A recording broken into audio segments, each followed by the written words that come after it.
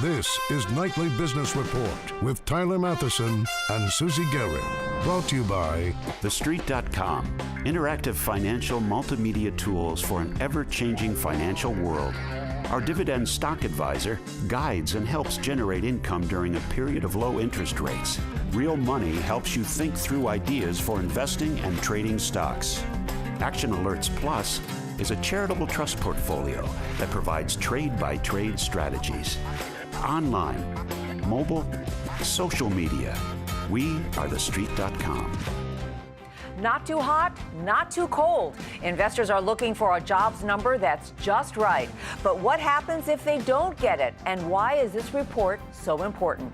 Teaming up, how big business and Uncle Sam are working together in the name of national security. And a historic summit. What's at stake for American businesses as the world's two economic superpowers, the U.S. and China, get ready to meet? We have all that and more tonight on Nightly Business Report for this Thursday, June 6th. Good evening, everyone. The Dow staged its biggest comeback of the year today, turning a triple-digit loss midday into an 80-point gain at session's end. Trading today was driven by a big sell-off in the dollar, but more than that, by speculation over what tomorrow's monthly jobs report may hold. Now, the jobs numbers are always key, but the data may take on added importance now because of how they could influence Federal Reserve policy and, in turn, stock prices and rates on everything from bonds to mortgages and more. The consensus is that the economy added 165,000 new jobs last month. Steve Leisman has the story. The reason the market is so nervous about the jobs report is that Fed Chairman Ben Bernanke recently said the Fed could ease back the amount that it's pumping into the economy if job creation is strong. If we see continued improvement and we have confidence that that is going to be sustained, then we could, in the next few meetings, we could take a step down in our pace of purchases. The consensus on Wall Street is that payrolls grew by 169,000 in May after a similar jump in April, and the unemployment rate will remain unchanged at a high 7.5%. But any number above 200,000 or an unexpected drop in the unemployment rate could spook stock investors into thinking the Fed might act soon. I think anything less than probably 200,000 jobs, the market actually probably responds favorably, right? Because it keeps the Fed on the table, right, which I think is what the market's looking for. Whether we agree with that or like it or not, I think that's the reality of the situation. Now, certainly anything down around the 100 number then would be concerning of kind of a stalling effect in the economy. That's why investors will scrutinize the jobs report for such details as whether more people have part-time jobs but really want to be working full-time. Did employers ask workers to work longer hours during the month? And how much did employees' wages go up during the month? Finally, was job growth broad-based across many industries or only in a few? The Fed insists that just easing back on stimulus still means that it's helping the economy just by less than it was. But given lofty levels of the stock market and the nervousness of bulls, they may be less inclined to listen to the Fed's reasoning and more inclined to sell first and ask questions later. For Nightly Business Report, Steve Leisman. Well, no matter how you analyze that Friday report, the jobs of some bankers could be in jeopardy. It's connected with rising interest rates on mortgages. The higher they go, the more likely those bankers could get pink slips. Kayla Tausche explains. For the last 2 years, consumers left and right were rushing to refinance their mortgages. Rising home prices made it easy. Low rates made it attractive. Government programs, in some cases, made it possible. Jobs followed suit. The mortgage banking industry grew 10% in 2012 alone. As the refinancing boom slows now, that number's being right-sized too. There was a fairly sizable refi boom, and that refi boom is slowing down somewhat, which means that you will be letting some people go.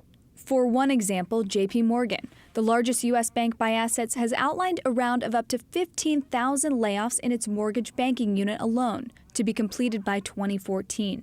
The bulk of those layoffs will center around the servicing of bad loans as credit gets better. But sources say now a fraction of that will focus on origination too. As rates on a 30-year fixed mortgage hit their highest point in a year, applications to refinance fell 15%. Applications to purchase down 1.6%. Still, some like Bank of America are betting on more home purchases, adding loan officers and branches to get that business. Wells Fargo taking a similar tack. The purchase money business will become a bigger part of the business. It might be overall less. If it's less, we also have figured out how to adjust our cost structure. Franklin Codell, head of mortgage production at Wells Fargo, says being flexible is key. Wells Fargo's loan officers are paid on commission and tend to quit when business is slow. The bank's interim mortgage processors handle booms, but understand their jobs will be cut in a bust. Codell says strong underwriters are always in demand, but even they are vulnerable if the market falls off a cliff. That cliff could yet be ahead. Mike Fratantoni, vice president at the Mortgage Bankers Association, forecasts the mortgage market will keep shrinking to $1.1 trillion in 2014 from $1.7 trillion last year. For Nightly Business Report, I'm Kayla Tausche. As we mentioned at the top of the broadcast, stock trading was driven by two things today: a steep sell-off in the dollar versus the yen, and discussion about tomorrow's jobs report and what it could mean for Fed policy. For much of the day, the Dow seemed destined for its first three-day losing streak of the year. But when the bell rang, the Dow was up 80 points, the Nasdaq added 22, and the S&P 500 was higher by 13. As for the dollar, it posted the biggest loss against the yen in 3 years. It fell against the euro, too, after the European Central Bank's chief said further stimulus measures were being kept, quote, on the shelf, and that he was confident the eurozone would begin recovering later this year. One of Wall Street's most respected bankers says investors should prepare for even more volatility in the markets. JP Morgan CEO Jamie Dimon told a Fortune magazine global forum in China today that as long as the Federal Reserve tries to orchestrate efforts to keep long-term interest rates from rising, he expects the markets to be, quote, scary and volatile until things return to normal. And scary is how a lot of people are describing revelations that one of the nation's best-known companies has been involved in what some would say is corporate spying, providing Washington, the government, with the telephone records of millions of U.S. customers. With more on the close relationship Verizon has forged with the government, Eamon Javers is live in Washington. Eamon? Good evening, Tyler. Well, we began the day today with a huge scoop from the London Guardian newspaper, which reported that Verizon had received a court order from a secret intelligence court called a FISA court, ordering Verizon to turn over communications records from Americans, phone calls both here in the United States and overseas. What they were after was the so-called metadata, information about that calling. After that scoop hit the news in Washington, we saw a huge effort by Republicans and Democrats here in town to rally around the intelligence community and really defend this, including from the chairman of the House Intelligence Committee. Importantly here, the chairman of the committee is a Republican defending the Obama administration here. He said this kind of data gathering has helped to save lives. Take a listen. And the reason they use this, and I can tell you why this program is important, that within the last few years, this program was used to stop a stop a terrorist attack in the United States. We know that. It's important. In addition, let me walk you through a couple of bullet points here that a senior administration official gave us this morning, explaining why they thought that this is not as serious a story as at least some of the first impressions were this morning. They said that this order doesn't allow the government to listen in on the calls. It just allows them to get information about the calls. It doesn't include the content of those communications or the names of the people who are engaged in them. And it also says that it relates exclusively to this metadata. That's the phone numbers that the calls originated from, how long the calls lasted, who called whom, that sort of information. And guys, I can tell you that a sort of establishment Washington now has come out very much in favor of this program. There have been some critical voices in town today, and Verizon sent a note to its own employees explaining that they couldn't confirm or deny whether this had happened, but if it did, that under the law they would have had to follow this court order, guys. Eamon, tell us a little bit more about some of those critical voices, because certainly this was a topic everywhere in the country, not just in Washington, you know, at water coolers in every single office. I mean, what are the critics saying? Yeah, what was interesting was how this has kind of reversed things in Washington. You saw Dick Durbin come out, who's one of the president's biggest allies traditionally. He said he thought that this was disturbing today, but then you had Republican voices like Rogers and others who came out and said, you know what, we think this is perfectly fine, it's being handled appropriately, and Congress had the right oversight. So it sort of flipped Democrats and Republicans, kind of an interesting, strange bedfellows here in Washington today. I want to turn you back to a thing you just said, and it was that no names were attached to these data. But then you said that the government was interested in who was calling whom. What is it then? Well, what they're doing is they're tracking the phone numbers themselves. And so then if they get a particular phone number that's of interest, they can go back and reverse engineer those under a specific process for going into this database. They can go and look at who was calling that person and then the numbers that person called. Then they can go back and reverse engineer those names if they need them. But officials were at pains today to say that it's only rarely that they go into the database, and it has to involve a special, transparent process for doing that. It's not something that they're doing and trolling through this database on a regular basis. Got it. So they use those numbers to sort of describe a web, presumably, of communications. Eamon Javers. Exactly. Eamon, thank you very much. You bet.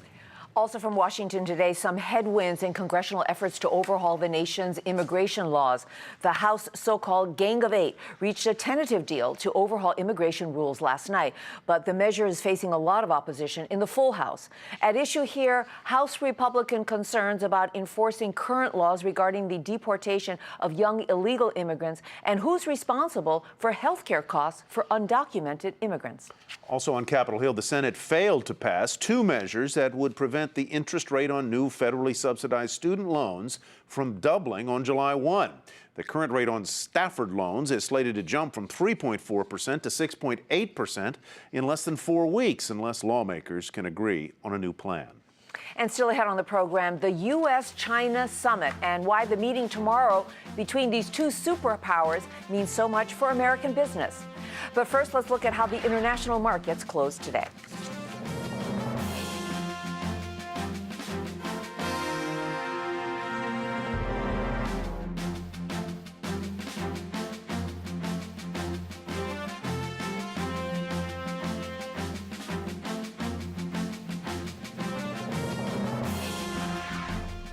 We begin our market focus tonight with an earnings surprise. Ciena reported a small quarterly profit. Analysts were expecting a loss. Revenues also came in better than expected thanks to telecom spending on switches and other internet gear. More mobile video and data means more business for firms like Ciena. Investors piled into the stock, pushing the price up more than 17% to $19.15. Disappointing earnings, though, from Ann Inc. This is the retailer that operates Ann Taylor and Loft stores. Profits plunged 27% from a year ago, saying cold weather hurt spring sales. It also cut its revenue outlook for the year, but said the company is on track for higher profitability. Well, investors were encouraged by that forecast, and shares gained about 1.5% on twice normal volume. A confusing day for investors in SodaStream. The stock surged on a report that it's in talks to sell the company to Pepsi. But Pepsi CEO Indra Nooyi told CNBC today the report was untrue. By the close, the home soda maker was up more than 2.5% to $71 and change on heavy volume. Thor Industries, which makes those iconic Airstreams and other RVs and buses, reported a 6% increase in profits. That beat estimates, and revenues jumped 13% on strong RV sales. Now, before the report, Thor gained a fraction in choppy trading. It closed at $41.24. J.M. Smucker reported a profit gain of 25% on stronger volume, helped by lower prices on coffee and peanut butter. But Smucker's outlook for the current quarter is in line merely with a year ago, and that outlook led to an almost 4% drop in shares on triple the usual volume. Smucker's finished the day at $98.38. And more selling in Turkey's stock market as investors worry about the impact of street riots. Over the past week, there have been violent protests in several cities over plans to turn an Istanbul park that's popular with the city's secular young residents into a shopping plaza. Today, Turkey's prime minister said the government won't be swayed from its plan to redevelop that area, and that sent Turkey's stock exchange down almost 5%. It's plunged 22% over the past 2 weeks. Insider trading charges are marring the largest investment ever by a Chinese concern buying a U.S. company. Wall Street regulators have obtained a court order to freeze the assets of a Thailand-based trader. Officials say he reaped more than $3 million in illegal profits by acting on a tip ahead of the announced $4.7 billion acquisition of the pork producer Smithfield Foods by China's Shuanghui International last week. And more news about China. Tony Soprano may be headed there. The entertainment giant Time Warner is teaming up with China Media Capital, looking for investments and even more media partnerships in the world's most populous nation. For Time Warner, owner of Hollywood's Warner Brothers studio and top-watch cable channels like HBO, TBS, TNT, it'll open new platforms and markets for its content. Well, creating closer business and economic ties between the U.S. and China will likely be one of the topics President Obama will discuss with China's President Xi when they meet tomorrow in California. Our guest tonight says a lot is riding on the two-day meeting and could make a fresh start in the relationship between the U.S. and China. She's Bonnie Glaser, a China expert at the Center for Strategic and International Studies in Washington. You know, Bonnie, there has been such a buildup about this meeting of people saying it's a very crucial meeting for the U.S. and for China. What are the risks? What are the opportunities of this meeting? What can we expect to come out of it?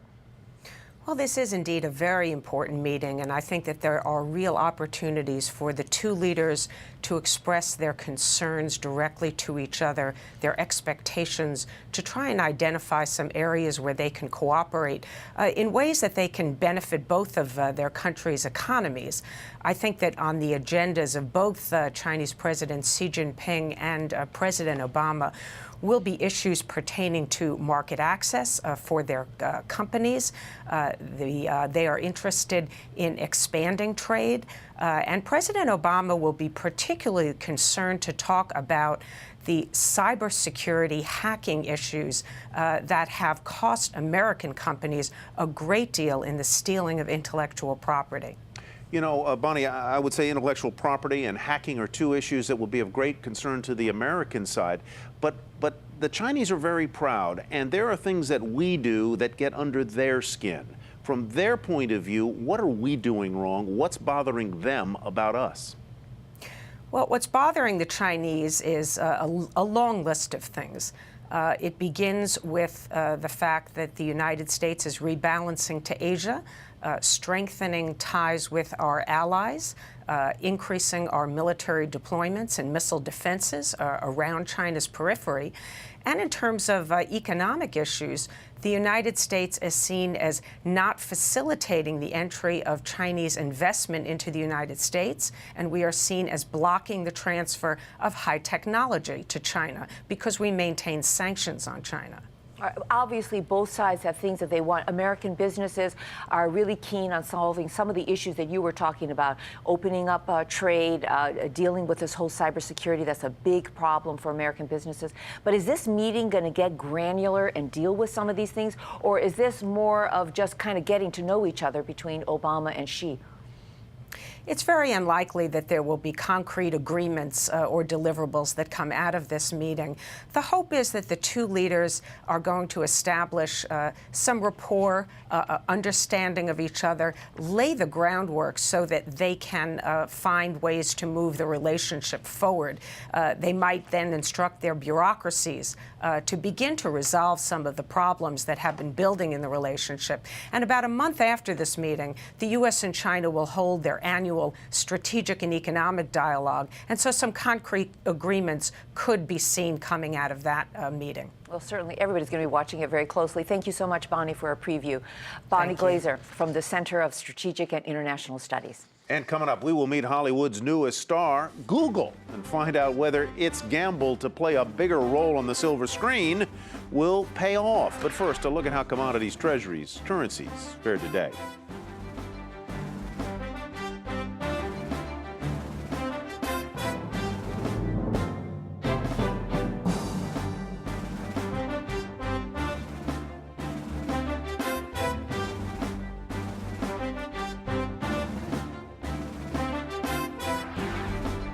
Chrysler is recalling more than 600,000 Jeep SUVs to fix faulty airbag software and transmission fluid leaks. This recall involves Jeep Patriots and Compasses from the years 2010 through 2012 for the airbag problem, and Wranglers from 2012 and 2013 for the transmission issue. Now, these vehicles have nothing to do with the older Jeep models that government safety officials want Chrysler to recall for a gas tank issue. The company is fighting that recall. Tomorrow is a big day for General Motors. The automaker will return to the S&P 500 once again, 4 years after emerging from bankruptcy. CEO Dan Akerson told shareholders at GM's annual meeting today that the company's finances are strong enough to consider paying a dividend or repurchasing additional shares from the government. Now, yesterday, we told you that the Treasury Department was getting ready to sell 30 million more GM shares. Well, today, those shares were put up for sale, and Treasury expects the proceeds to be about $1 billion. And Google is another company that hosted its shareholder meeting today. And not only is the tech company talking to investors, but is also starring in a new Hollywood movie that hits screens tomorrow. This weekend, Fox opens The Internship in 3,000 theaters, jumping on a trend Sony started with The Social Network, looking to cash in on the growing fascination with powerful internet companies. Julia Boorstin takes a look. Google. You got us a job at Google? Fox's comedy, The Internship, follows Vince Vaughn and Owen Wilson as they navigate internships at the search giant after they're fired from their salesman jobs. Though Fox is tapping into a similar fascination with internet giants as Sony did with The Social Network with Facebook, the studios and companies took opposite approaches. The Social Network skewered Mark Zuckerberg, and Sony didn't get any cooperation from Facebook, which called the film fiction. Fox and Google went in the opposite direction. The Internship paints the search giant as fun and quirky. Vince Vaughn approached Google with a screenplay, and Google agreed to help out. It allowed Fox to shoot on campus for 5 days, consulted on accuracy, provided 100 extras, including co-founder Sergey Brin, and suggested changes. It sounds like the mother of all product placement, but no money changed hands. Google says it participated because it wanted to get kids more excited about technology. Now it could benefit from a surge in job and internship applications. Brand analysis firm Millward Brown Optimore says Google's image lift comes at a key time as competition for talent heats up with younger companies like Facebook and Twitter. The movie can bring a very human face, a very new way of looking at Google and to the company that could definitely help them, especially in the talent fight that these companies are running against each other. Find some geniuses. Now we'll see if betting on Google's brand pays off for Fox, which spent a reported $58 million to make the film and more to market it. For Nightly Business Report, I'm Julia Boorstin in Los Angeles. Another tech titan is trying something new. Apple is said to be planning an iPhone trade-in program for the very first time as it tries to lift slumping sales and keep customers from sampling other smartphones made by rivals like Samsung, HTC, or BlackBerry. Finally tonight, how do you honor a billionaire who has pledged to give away nearly all his fortune while urging others like him to donate at least half of theirs? For starters, how about bringing in U2's Bono to sing? Oh, give me a home where the dividends roam and the deer graze on Berkshire Hathaway, where Warren plays bridge, cherry cokes in the fridge, and Munger makes wisecracks all day. Maybe not Bono's best, but pretty good nonetheless. Investor Buffett was given a Lifetime Achievement Award in philanthropy at a private reception hosted by Forbes magazine. That occurred on Wednesday, and Bono credits Buffett's advice and encouragement for his own philanthropic efforts. The only thing missing there was Buffett playing his ukulele. You know, he plays the ukulele and sings. He could have accompanied him there. That would have been the something. Edge had better watch out. And I believe the bidding ends tomorrow on Buffett's lunch. If you want to have lunch with Buffett, the proceeds go to a charity. Get in before long. It's a $2 or $3 million I think lunch, it's up to $1 million now. It's gotten right? as high as $3.5 million in years past. So it's a real power lunch. Goes to a good cause, and you get to sit down and have a hamburger with Buffett. That's it for us, Nightly Business Report. Thanks for watching. And remember, this is the time of year your public television station asks for your support. And thank you for being with us tonight. And on behalf of your public television station, thank you for your support. Have a good night, everybody, and we'll see you back here tomorrow. Big Jobs Day tomorrow. Nightly Business Report has been brought to you by TheStreet.com, interactive financial multimedia tools for an ever-changing financial world. Our dividend stock advisor guides and helps generate income during a period of low interest rates. Options Profits helps educate beginning and seasoned options traders. Action Alerts Plus is a charitable trust portfolio that provides trade-by-trade strategies. Online, mobile, social media, We are TheStreet.com.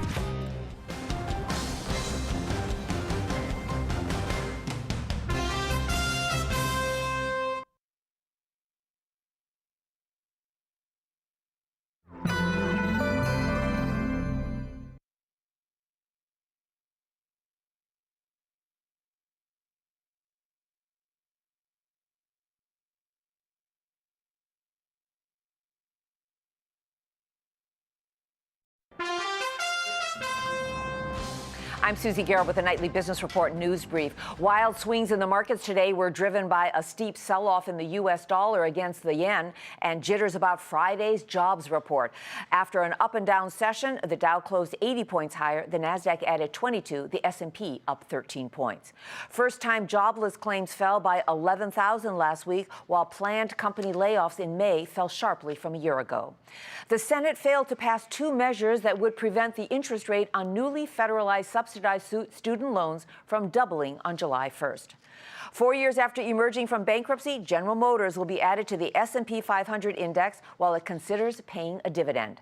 And Apple is reportedly planning an iPhone trade-in program to boost slumping sales. Be sure to tune into Nightly Business Report right here on your public television station.